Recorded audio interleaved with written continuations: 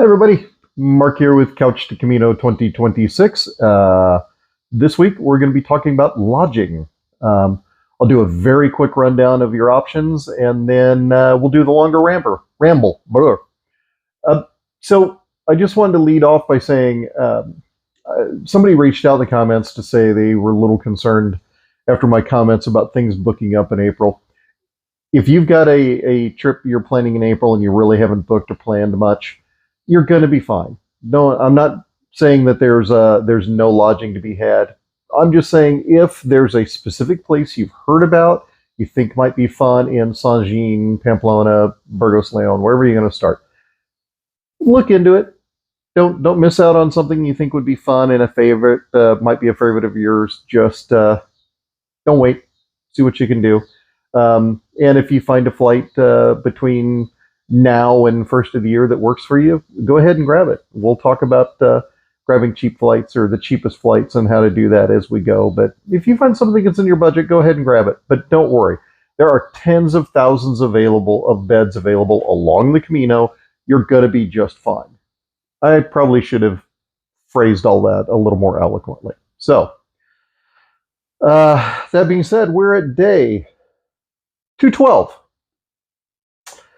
And very soon, we're going to have our 6-month celebration. I think that's the last weekend of September will be 180 days out. So we might do something fun like that, fun for that. For this week, or as always, if you have any questions, feel free to ask them down below. If you have a longer question that you don't want to put in the comments, you can email me at askmeacaminoquestion@gmail.com. Feel free to shoot me an email. I love talking to people there, and we can have a broader conversation if you want. So feel free to email me there. So for this week, the TLDL, too long didn't listen, on lodging, very simply. Your choices for lodging day by day are outside. You want to sleep in a tent, you want to sleep on a church porch, which I've done. Okay, you certainly can do that. There are even albergues where for a little bit of a lower price, you could pay to put up a tent in their lawn or somewhere around there. You'll still have access to the bathroom and the kitchen, laundry, showers, and all that stuff. But strangely, from what I've seen, it's really close to the price of a bunk bed. But if that's your jam, do it. You're going to have a great time. So speaking of albergues, the next level from a sleeping outdoors is an albergue. That's the quintessential pilgrim experience. You're going to be racked into either a room with between 2 bunk beds and 100 bunk beds, maybe more. For between 12 and 15 euros, you're going to get a spot in a bunk. You're going to get access to a bathroom, shower facilities, laundry facilities, most likely a communal kitchen where you can cook your own food. Sometimes for a little more, they may throw in a meal, a breakfast or a communal dinner that night. You're going to meet a lot of great people there. It's a really interesting part of the Camino. It's where a lot of the Camino camaraderie comes from. It's where you build your Camino family in many cases. Keep in mind there's some etiquette that's required for albergues, and I'm going to talk about that as after first of the year, maybe if we're into the colder season. Just things like don't do your laundry in the bathroom. That's not what it's for. There's people behind you, way back there. There's a line of people. They want to take showers. Don't take up time in hot water doing your laundry in the bathroom. No, bad. Go sit in the corner. Think about what you've done. Albergues are either run by local municipalities, churches, private organizations. They may have private rooms available. They may not. Look through your books, look through your guides, find the one that's going to be best for you. Also, keep in mind when you look at an albergue, just because it looks good, make sure it's in an area you want to be in. Make sure it's close to the restaurants. Make sure it's close to other albergues where you may have friends staying. It's part of the family aspect of the Camino. Don't pick a place that's looks really good, but it's a kilometer out of town, and yeah, that does happen. It just kind of ruins the vibe a little bit. So up from albergues, you're going to have apartments, casa rurals, Basically, apartment, if you're used to Airbnb or renting apartments through booking.com, a solid option. And there can be some financial reasons to do that. Very often, if you have about 4 people, you can get an apartment for for 4 people that's just a little more than what it would have cost for 4 people in bunk beds. So consider that. Casa Rurals is a bit like a bed and breakfast. May or may not have a little restaurant and bar attached. The definition is a little fluid, but usually they're solid little family-run places that are very friendly. I mean, they're there for the pilgrims. Give them a try if it's in your budget and that's what you want to do. If not, don't. Up from there, I'm going to cluster these together a little bit. You have posadas and hotels. Posadas are sort of like a hotel, but maybe in a interesting, charming building with a little bit of history. They tend to be a little more upscale than your average Casa Rural or just a rot gut hotel. Take a look at the apps. Again, posadas are another thing that the definition is a little bit fluid, but look at the guides, look online. You're going to kind of be able to figure out, what they are and how they're going to work for you. There's a few that I really enjoy. And there's 1 or 2 that I enjoy so much that I actually alter my schedule to take advantage of them.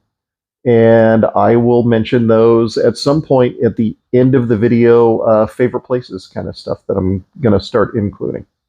The hotels in the major cities can also be an inexpensive-ish option, not as cheap as an albergue. You can find hotels in the major cities as low as 45 euros. We're not talking hotels like in the U.S. that a rot gut place in the middle of nowhere, they want 125, 150 bucks. The Camino actually kind of tempers that price down a little bit. There's enough competition that they do pretty good. So above that is something called the Paradors. The Paradors are a chain of historically significant buildings with very, very high-end hotels in them. They're scattered all throughout Spain. There's at least 3 that I can think of off the top of my head along the Camino, maybe more. I've stayed in the Paradors in Santo Domingo de la Calzada. Really an interesting experience. Not quite sure it's worth the money. I had some points to burn, so we did it in 2022. But being in a historically significant building, surrounded by antiques, a very luxurious hotel, when you've had kind of an icky day, kind of cool. The most famous one is, of course, in the Cathedral Square in Santiago. If you've seen the movie The Way, that's the one they end up staying in, I think. Just a little hint. Just across Cathedral Square from the Parador is a mom and pop-ish little boutique hotel. It costs about 1/3 or 1/4 of the price. And a Parador can run between 200 and 600 euros a night, depending on what season you're there. This little place, it was like 1/3 of that or 1/4 of that. It was really nice. Fantastic people. They took really good care of us. So just, be aware there's some other options. Take a look online. Every one of these places have pluses and minuses. They're all charming. You're going to learn a lot. You're going to grow a lot as a person if you're staying in the albergues. Patience will become finely honed because it takes a little patience and a little bit of forgiveness in your heart to deal with pilgrims for 30 days every night. So, but it's fun. So something I need to let you know before I let you go out of the TLDL. Most, and by most I mean 80% or better of the albergues are closed between November 1st and April 1st. It's a little more flexible in the spring, but man, fall, they just seem to lock their doors November 1st. What that means is, because there's just fewer pilgrims. When I walked in January of 2020, there was a 6-day period where I never saw another pilgrim out on the Meseta. And the albergues I was staying in, there was nobody else. I had an entire at one point 200 bed albergue all to myself. A little weird. So how do you find out what's open? I'll put a link in the description down below. There's a website that's maintained by a lovely person from Spain. It's called Aprinca, APRINCA. They contact as many of the albergues as they can. They find out in each village, each city, each town, which are going to be open, which are not. Now, some of the apps are starting to include that, but Aprinca is the old school. It gets published every year right around November 1st. Like I said, I'll put a link down below. Just as you're kind of pre-planning, and if you're doing a winter, late fall, winter, early spring sort of thing, just keep in mind that website. Double check. Make sure that the albergue you're counting on is going to be open, because I ran into in 2020 in January, there were places I thought I was going to be able to get lodging and I didn't. I ended up walking a little extra. So that'll be down below.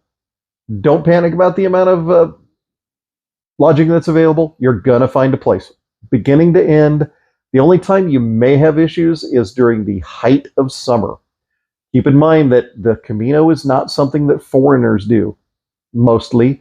It's something that Spaniards do, mostly. So you will run into entire grade schools. And I'm not joking.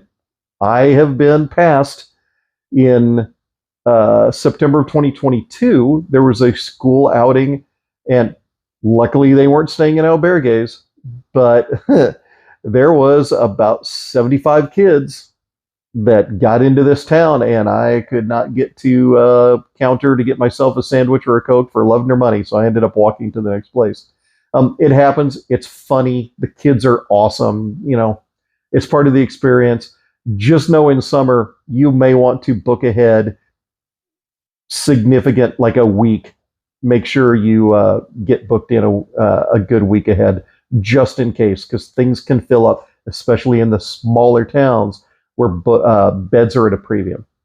One last thing about that is, if you find an albergue you really like, it's got the right vibe, you know, you love the people that run the place, the hospitaleros, ask them, say, hey, I'm walking from here to, I don't know, Estella tomorrow. You know, do you know a place that's like this, that is good and friendly? This is a good place. Do you have a place know of a place like this in Estella?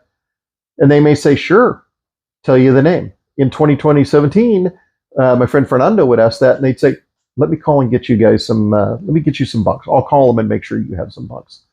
So, I mean, they love to support each other. The Camino lodging is not a cutthroat business where they're trying to undo each other, undercut each other. They work together. So if you can get part of that, like albergue rat line, where you've just got this crew of folks that are recommending, you may have a pretty fun time. So give it a shot. So that is the TLDL. You've got albergues, posadas, casa rurals, apartments, anything, hotels, anything you could think of, you're going to find lodging. Use your apps, use your books, you're going to be able to find what you need. So that's the TLDL. So let's break for just a second, and I'll show you today's beverage. Here we go.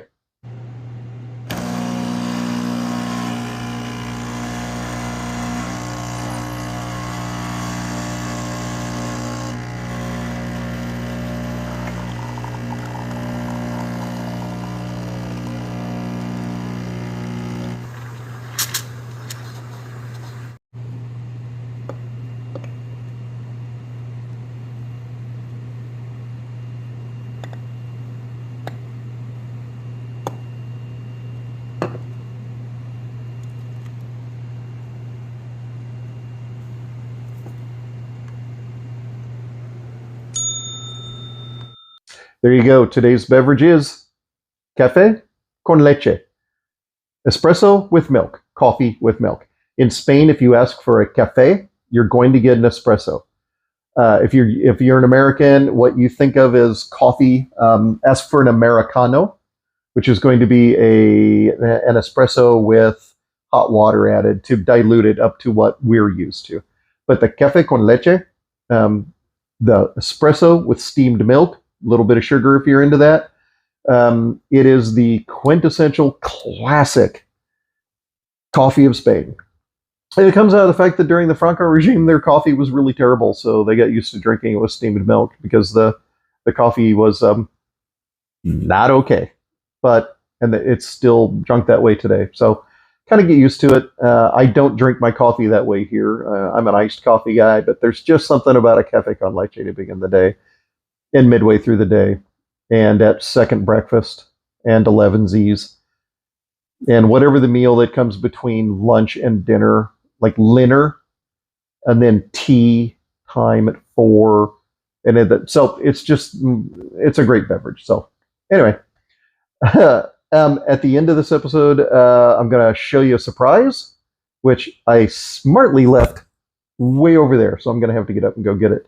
And I'll tell you about one of my favorite places. But for now, let's talk about all the lodging. So we'll start at the top again. Outside, yes, you can if you have to. In 2020, I slept on the porch of the church in Villafranca Montes de Oca because the albergue I was supposed to stay in, I had reservations. I had all of the confirmations, everything. I don't know because I was the only person, but they never answered the door. They never answered the phone. There was nowhere to go. And I went down to one of the other albergues because there's only 3. Yeah, there's like 3 in town. One is closed for the winter. I knew that. The big hotel, gorgeous. The other one, they were closed as well. And the family that runs the other one actually runs the bar next door. And I went to them and they're like, nope, sorry. We have the heat turned off, the water turned, blah, blah, blah, blah, blah. So I ended up just racking out on the porch of the church. And when I woke up the next morning, there was a half a loaf of bread in like a half a baguette in a paper bag laying next to me. Like somebody just donated food to my morning repast. It was funny as hell. So yeah, and sleeping outdoors. If you're gonna take a tent, if you want to camp on the Camino, I highly recommend you do a bunch of research. Look into what your options are. The Camino is not going through a national park. It goes through cities, towns, villages. It goes through some park areas, outdoor recreation areas, but a lot of it, particularly on the Meseta, day after day after day after day after day, a week or more, depending on how fast you walk. There's really not a public place you could do that. So, and you can't just go off of the Camino in somebody's field and put your tent down and camp. Wild camping is not legal. It's trespassing. So with some research, you can do it, look into it, and make sure you're comfortable that you will be able to, hey, tonight I can't, I'm going to have to stay in the albergue. Some albergues will let you just camp on their lawn. They don't care. But check with them first. So past that, and I think I said that some of the albergues, they want to charge you charge you 10 euros to put up a tent and stay there because you're going to be using the bathroom, the showers, and laundry and everything. But for 2 more euros, you can just sleep inside. So if it's your thing to stay outside the whole time, great, do it. You're going to have a great time. Let's go into albergues. So albergues, classic. If you've seen the way, if you know anything about it, that's where most pilgrims stay. You're going to meet people. You're going to have some amazing times. I think I might have mentioned it in one of my earliest videos, but one of the experiences that imprinted the Camino on me was in 2017 at the albergue in Orison. We sat at a table, and everybody in Orison, they have you stand up and introduce yourself and say how many, if this is your first Camino and everything. It's really fun. Builds family. We sat at a table with people from 6 of the 7 continents, all at one table. And the 2 Australians that we sat with had just come from Antarctica, from the 7th. So pretty cool that you can you can do that. Hang on just a sec. Sorry, rough at it. My dad called. Oh, it's the joys of a professional operation like this that you get to experience my really terrible editing. So anyway, albergues, you're going to be in a bunk bed or maybe a private room if you're splurging a little bit. You could have 2 bunk beds in a room. There could be like the one at Roncesvalles. I think the top floor and second floor, there's probably 100 to maybe more bunk beds. There's a lot of people in there. Very well run. Very, very, very tightly organized. It's really cool. Albergues are run by either local churches, church groups, religious organizations, local municipalities, and there are private run albergues. More and more are private run. It used to be they were kind of all run by the church or the local municipality. In the old days, you were only allowed to stay for one night, then you had to move on. These days, apart from some of the really strict church run and maybe some of the stricter municipal runs, you can, if you need to, stay for multiple days. You can just say, hey, I got a bad knee. I need to rest up for a couple of days. Now, they may ask you to pick up your stuff and leave in the morning, like between 8 and 9, because they need to clean the place and they want to work around you, but you're welcome to check back in, say at 2 or 3 when they open. Most albergues, you can check in between like 2 o'clock or later. And most albergues, you're expected to be gone by 8 or 9 o'clock. They've got to get that thing cleaned. And when you've got an albergue that could head upwards of 200, maybe 250 pilgrims, that's a massive job for one day. So get out of their hair, let them do their thing.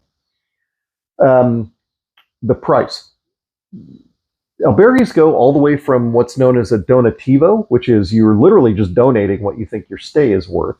Or maybe you do a little work. You help clean a bathroom, you sweep floors, you make beds, or not make beds, but clear out the bunk rooms.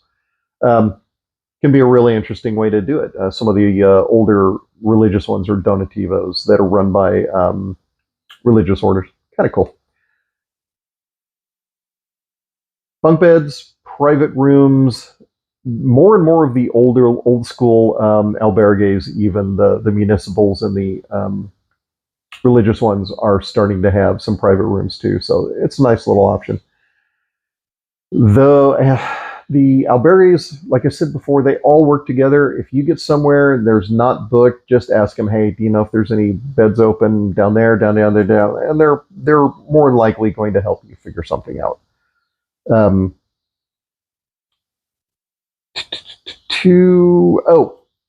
accommodations are very simple. You are probably going to need a sleep sack and or a bunk bed. Now, take a bunk bed with you, a sleep sack or a sleeping bag, and we'll talk about that here in about 4 weeks when we talk about our getting a good night's sleep on the Camino section. You do need to carry something to sleep in. Most albergues do not provide you with sheets. It's just a bare mattress. Sometimes there'll be a paper cover on it, and sometimes you can rent a set of sheets for like €2. They're pretty threadbare. I mean, they're clean, they're fine, but save your money for, get yourself a beer instead. So a good silk, nylon, whatever, sleep sack, and I'll show though examples of those when we do the sleep episode.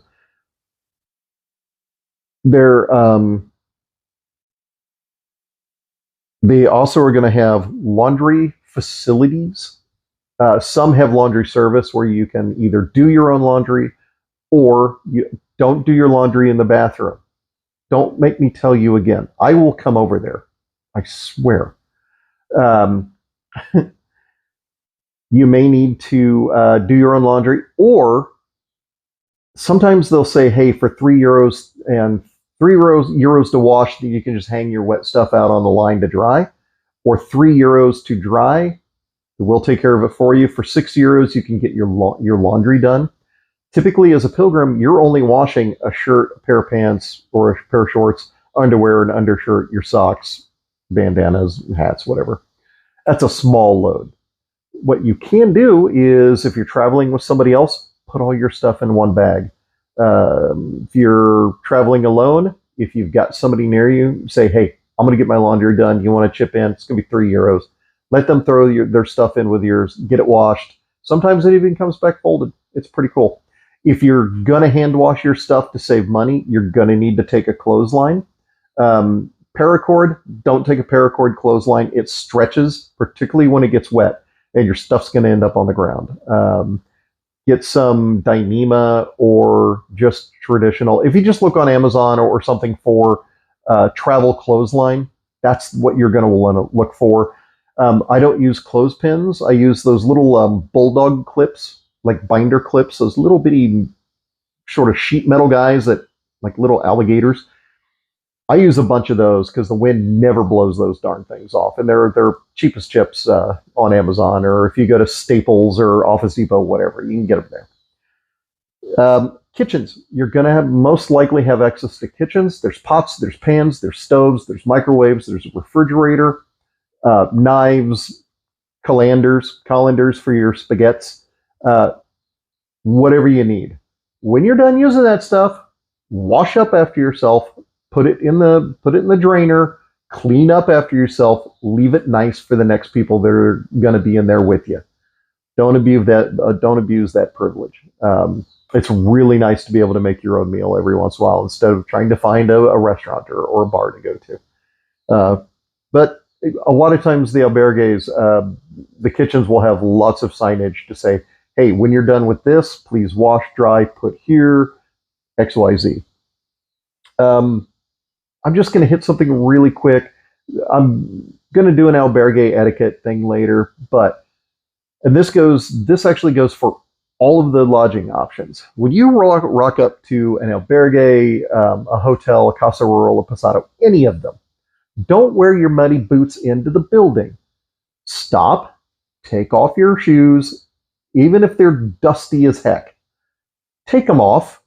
Don't track a bunch of stuff into your lodging place. You don't want that in there. Because trust me, the first half of the Camino, you're going to be walking through a lot of sheep poop.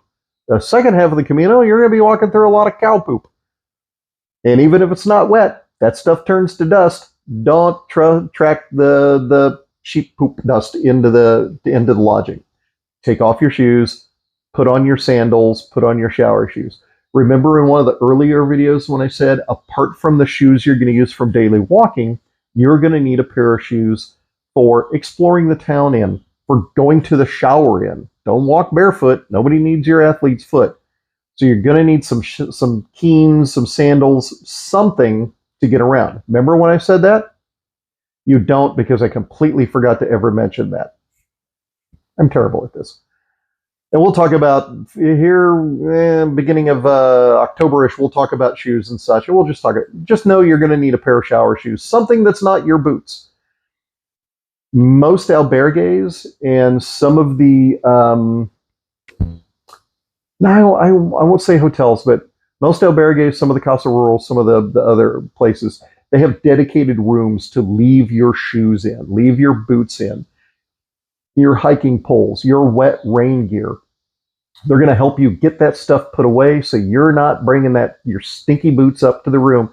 Because trust me, you don't want to be in an albergue with 100 pilgrims with all their stinky boots in the same room where you're sleeping. You don't want that. So respect the place, follow their directions, look around. There's going to be signs that say, no boots, no hiking poles, boot room here, blah, blah, blah. Lots of pictures, lots of signs.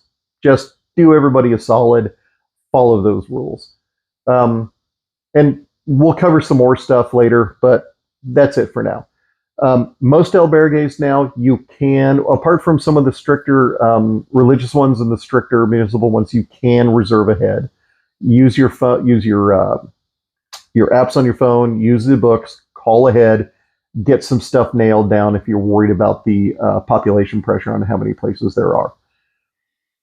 Especially for the smaller pinch point towns where, like Villafranca Montes de Oca, if you're stopping there. I do because I like that little village. I know why.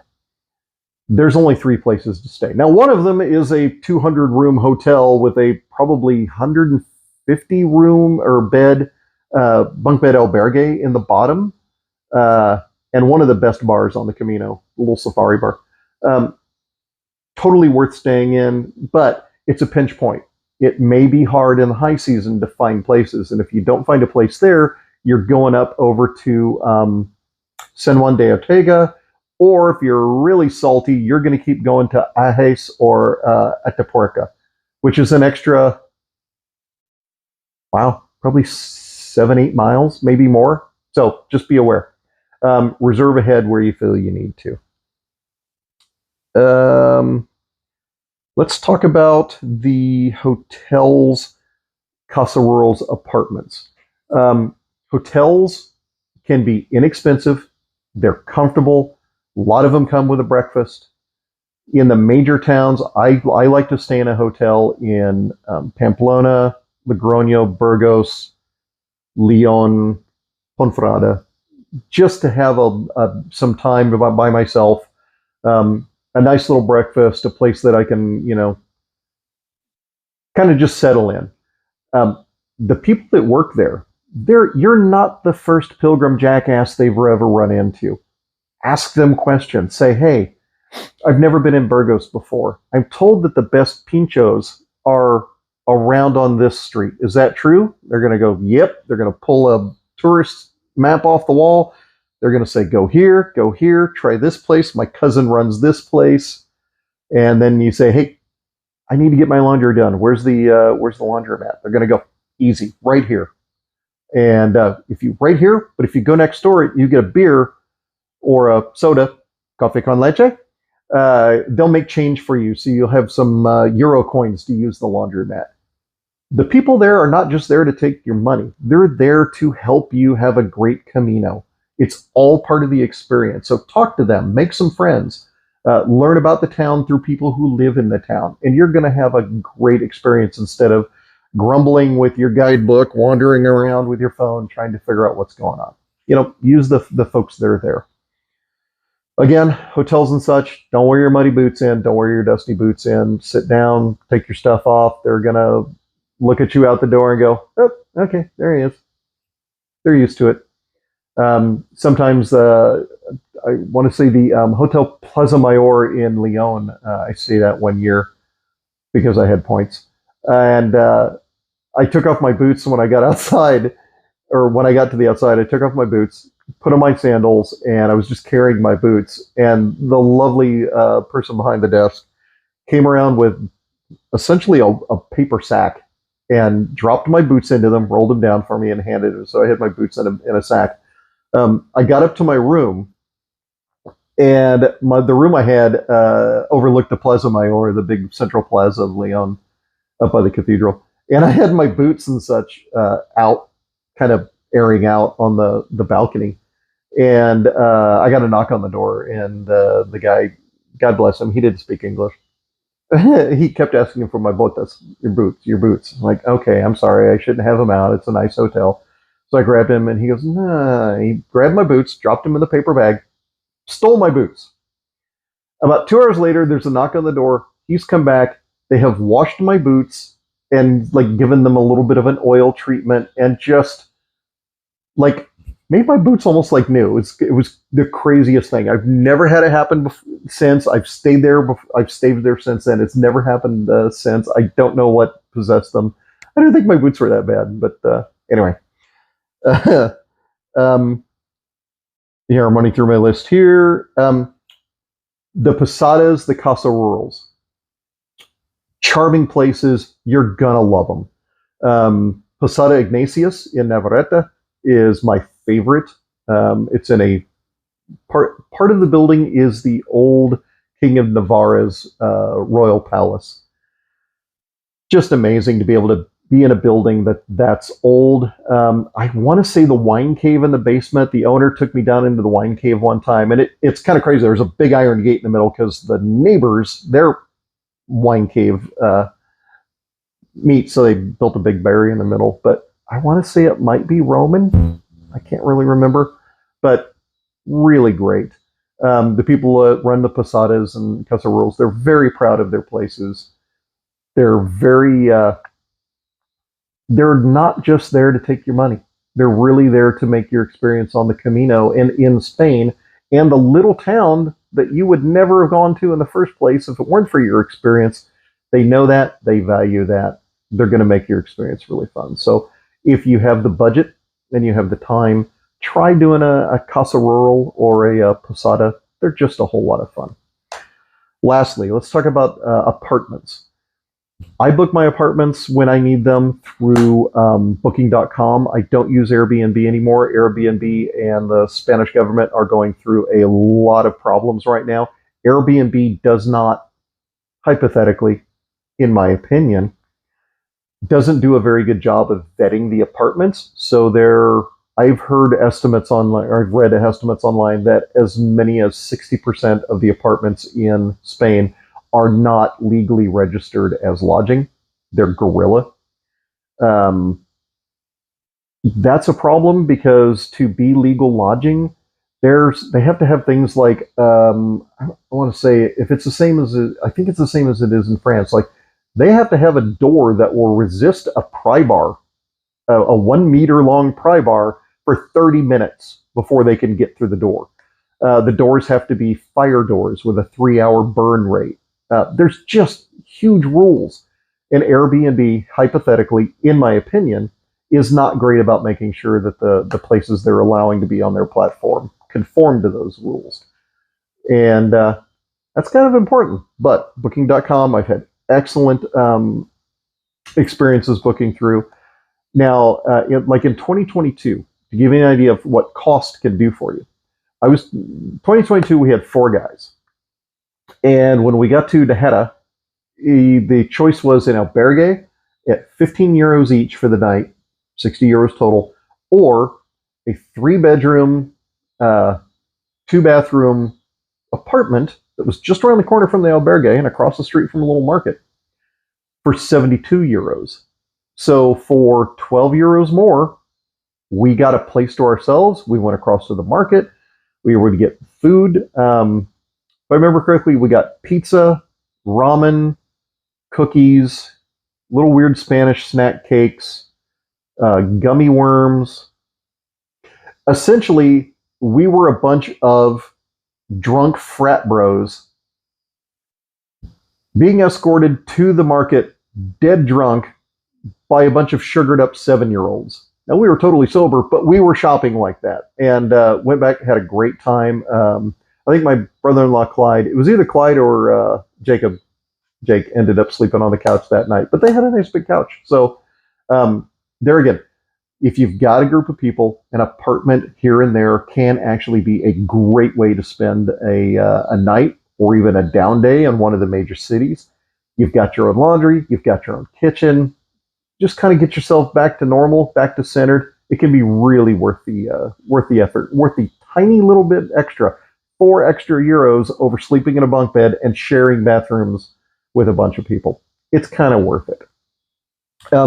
Most of the apartments I'm running into now, when I've rented them, you don't even meet the owners and the managers. You will enter your passport data into a link they will send you. They verify all of your stuff. Sometimes they ask for pictures. You just, it's like a mobile deposit on your phone if you're used to that. You just take pictures, they upload automatically into their system, and then you receive a code for a key box or a digital code for the front door. You use that, in you go. You have a phone number. If you have any issues, you can WhatsApp the person. We've had very little problems with it over the years. I've got at least 2 apartments already booked coming up for my trip in April, just because they're in a neighborhood I like, and they were only about 10 euros more than the albergue's private room that I was looking at. So, I can have a kitchen and everything to myself. So, so much of this list that I made, it's stuff that we're going to talk about in the albergue etiquette thing, and we'll talk about that in the snowy months. So costs. Lastly, costs, a bunk bed between 12 and 15, maybe a little more euros, if maybe upwards of 20 if they're providing a communal meal or a breakfast. Casa rurals, posadas, hotels, anywhere from the low end of 25 to 30 euros up to 100 euros a night.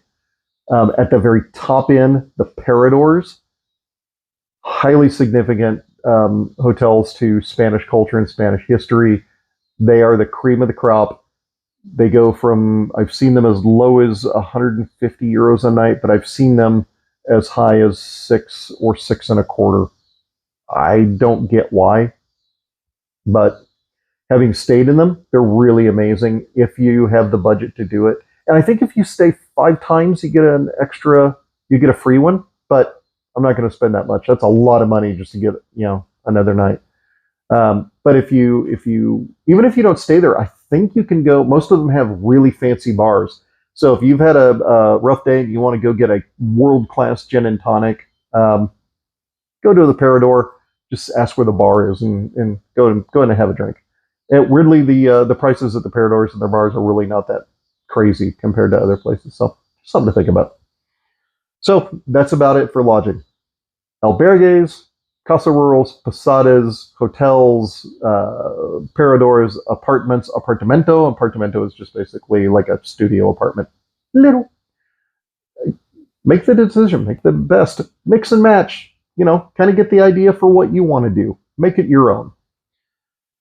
So that's it for lodging. I'm rambling a little bit worse than usual today. I just got home from hanging out with my dad, and I'm a little scatterbrained. Let's talk about a favorite place. Since we're talking about lodging, let's talk about a favorite place. So, when you go from Roncesvalles into Zubiri, as you cross over the bridge into Zubiri, there is, by the way, it's the, I can't remember what it is in Puente Rabioso, I think, or something. So it's the Bridge of Rabies. Supposedly, if you drive your animals or your dogs or whatever around the central pier of the bridge, it'll either cure or prevent them from getting rabies. My guess is because they've drowned, because it's a river. Actually, it's only about like that deep. It's not that bad. In the summertime, you can rest your feet. You can kind of hang out in the river down there. It's pretty cool. So just after you get across the river, the first albergue on the left is the Albergue Rio Arga. It is a family-run, or was. I don't know who's running it now, but it's one of my favorite albergues. It's small. They have private rooms. They have bunk rooms. They have a kitchen. They will do laundry for you if you get there, I think, before about 4 o'clock in the afternoon. It might be 5 o'clock. They'll do laundry for you for a minimum charge. The people that run it have always been great. My first few times staying there, it was run by this great little Spanish grandpa. When he found in 2020, I was the only person in the albergue, and I was sitting having a breakfast, and he came in, and communication wasn't great.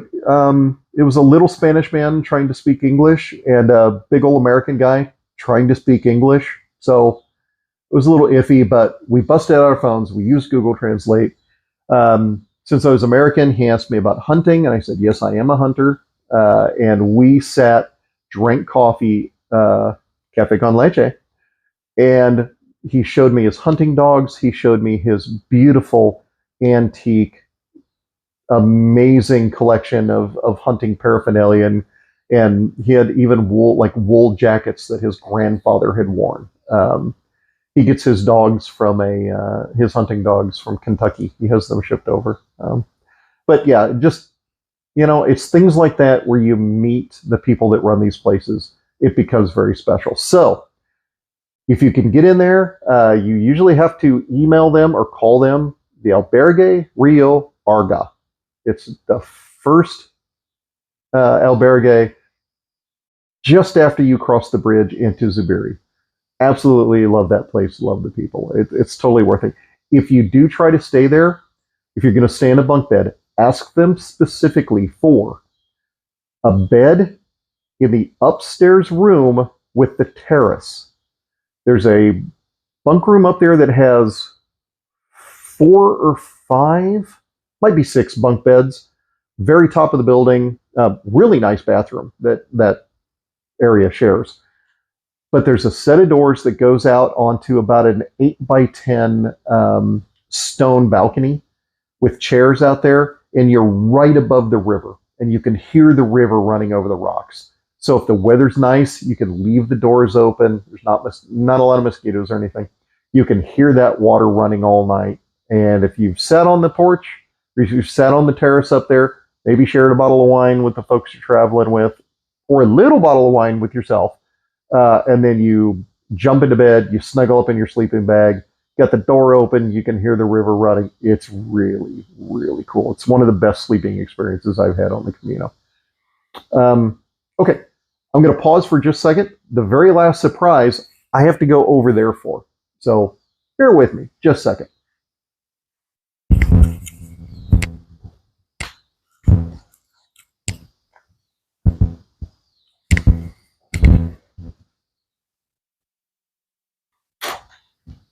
Okay. So a couple of videos ago, I told you that I don't use guidebooks. I don't use printed books. I think they're not necessary in today's technology age. If you're wanting to do an electronics fast or a media fast, I totally get it. Take a paper book. That's great. I kind of lied. And I knew I was lying at the time, but I didn't want to admit it. I bought a book. I bought a guidebook. I bought this guidebook. This guidebook is Caminos de Compostela. It was written by Elias Valiña, Father Elias Valiña. This is a first edition. It is the first book, modern guidebook. It was printed in 1971. I won this at an auction about a week ago, and I finally got it. I got it shipped in from Spain. So Father Elias did his PhD work, I'm guessing for his Doctorate of Divinity. And he did it on the medieval Camino de Compostela. Amassed a huge amount of research. Got his PhD, took his holy orders, became the priest at Osobrero, which is the gateway into Galicia. You're going to walk through it. It's really awesome. So he started putting together an idea that he wanted to make the Camino again, to functional again. It had really, the people along the Camino routes, everybody knew what it was. It's kind of, sort of, it was in the, back in the day, like the old joke about George Washington slept here all over New England. Yeah, everybody knew. Okay, whatever.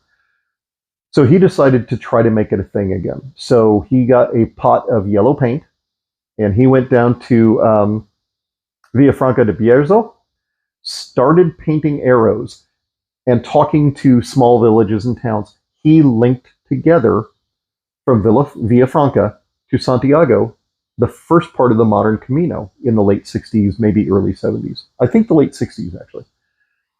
Then worked with the local governments, the juntas, to get the Camino stitched together from San Jean all the way to Santiago. I said in my previous video that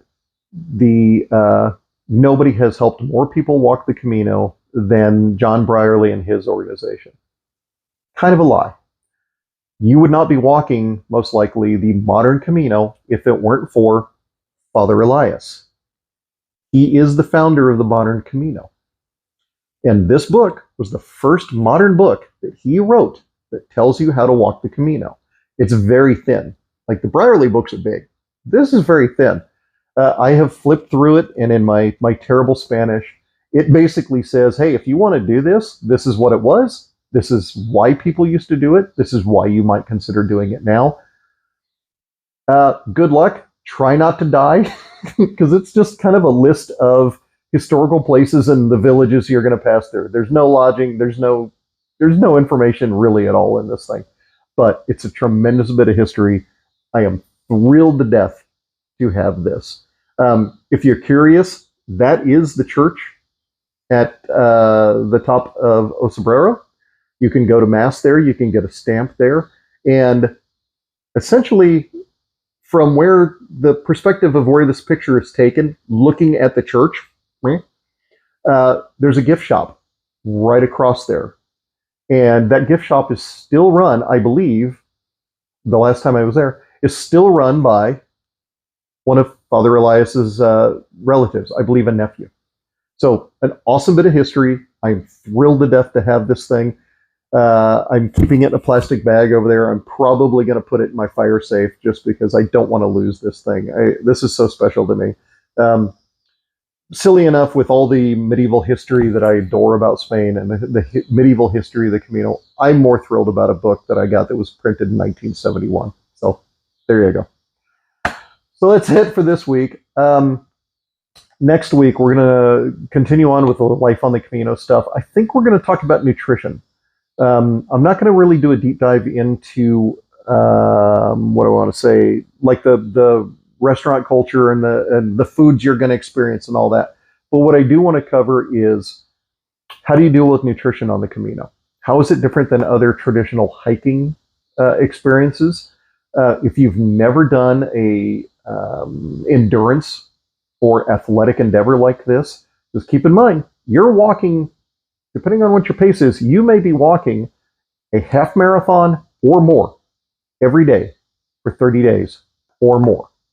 So proper nutrition is really going to help. And I'm not going to lecture you on about diet and all of that stuff, but we are going to talk about fueling the engine. What does it take to make sure I can go from point A to point B to point C, C to D, on and on, so that we're not having injuries, issues, or low energy, or just, I don't want to do this anymore throughout your days, throughout your weeks, throughout your month. And I think I got a few little tricks and tips that may help you along. I'm not a doctor. I'm not a nutritionist. I'm not a dietitian. I'm just a guy who's learned some stuff, and I'm going to pass it on to you. So I will see you next week. Get out and have a walk. The weather here is gorgeous. I was going to try to do this outside, but we got little rain bands coming through, which we weren't supposed to. But I don't want to get my book wet. So I will see you next week. And hey, I hate to ask, but if these are, I'm not going to ask you to like and subscribe and all that stuff, but if you're in a Camino group and you think these are at all helpful, maybe make a recommendation to some of your friends in your Camino groups. I don't do social media. That's why there's barely a handful of subscribers here. I don't do anything to really publicize this. I'm just a guy putting the stuff out here. If it's helpful to you, if you think I'm not kind of full of myself and full of BS, shoot it on to some other people. Maybe we can help them too. So until next week, have a great week. Bye.